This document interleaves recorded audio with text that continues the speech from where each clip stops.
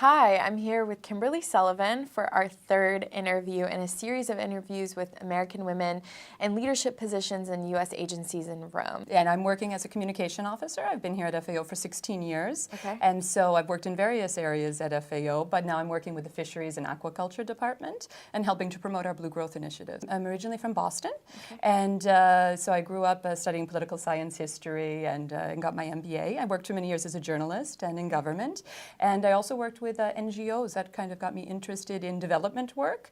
Worked for a short time in the World Bank as well, and so I'd always known about FAO, and when I was in Italy for my master's degree and started working here, I applied for a position at FAO and I started working here. Well, maybe the benefit of hindsight that you don't always go into what you think you're going to go into, and I think it's hard for young people to know what you want to do at 18 or 22. Right. So I think the important thing is getting the experiences and learning from what you're doing. You might go into a field and not necessarily decide to stay in that forever, but the skills that you get can be used in other fields. And as I said, for the type of work that I do in communication, having been a journalist helps a lot, and knowing what the journalists like to get. So it's exciting for me to kind of bridge the gap between the scientists and getting their information out there, but in a way that's interesting for the general public and that the journalists will cover. And we cover so many important issues that I think it is important to have that enthusiasm behind it. What countries have you lived in or worked in? I would love to hear about your international background.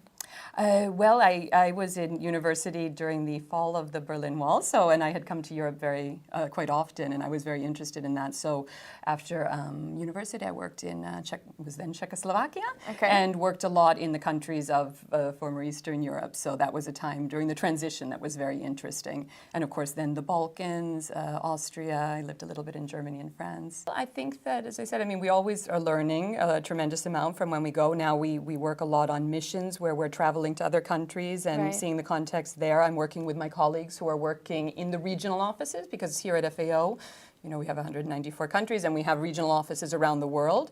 So you're constantly gaining experience. And I think particularly for young people to take advantage of that, to use their first work opportunities or volunteer opportunities in that way. But it's not a process that you learn everything. You learn along the way. And the more that we're working in the sector, the more that we realize we have to learn. If we can leave American youth with one thing, what would that be? Well, we hope that we'll have lots of international students who are interested in working in many organizations, but also partnering with us, whatever their line of work is, because we're bringing in private sector as well, and also other NGOs, other organizations. So I think it's important that Americans are out there helping with development across the world. I agree. Well, thank you so much for your time. Thank you, Donya.